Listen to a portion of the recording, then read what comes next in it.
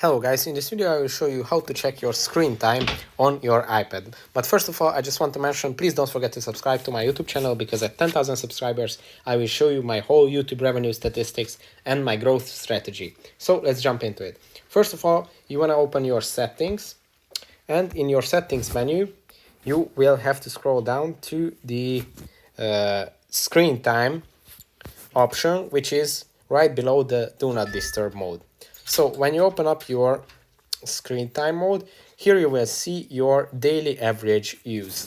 As you can see, for me right now it's 2 hours and 12 minutes, 98% from last week. So this is my daily average.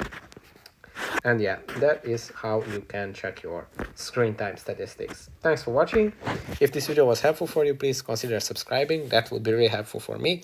And see you in the next one. Bye.